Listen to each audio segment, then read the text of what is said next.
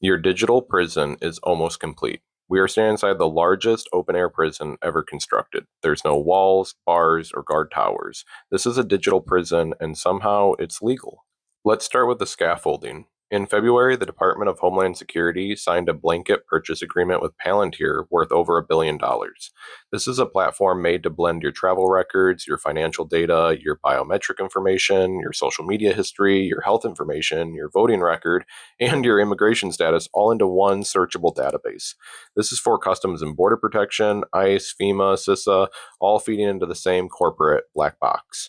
Meanwhile, Flock has built a network of LPR cameras, gunshot detectors, audio recording devices, facial recognition cameras, thought predicting algorithms, and drones deployed as first responders.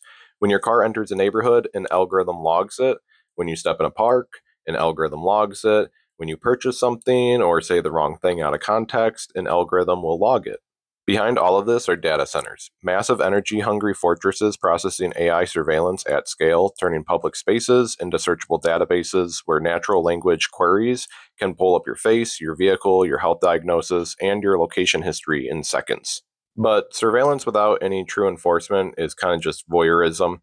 So, through the Pentagon's 1033 program, over $8 billion in surplus military equipment has been transferred from foreign war zones onto American streets. Representative Hank Johnson reintroduced the Stop Militarizing Law Enforcement Act this past March. It was because law enforcement, in his own words, had become an occupying force armed to the teeth. The 2026 National Defense Strategy explicitly expands the military's role in homeland security. The line between a soldier and a police officer has now been erased, and now the military are training police on how to conduct warfare in domestic urban environments.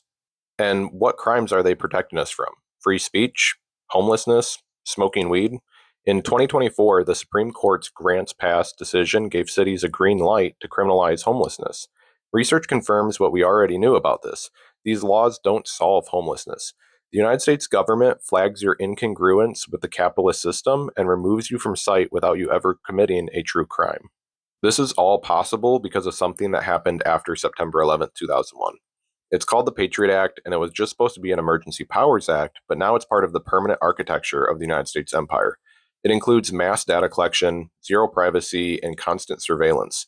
We were told that these tools were for foreign terrorists that never actually existed, and now they're used against us here domestically. What is a prison? It's a place where you lack privacy, true autonomy, and freedom of expression.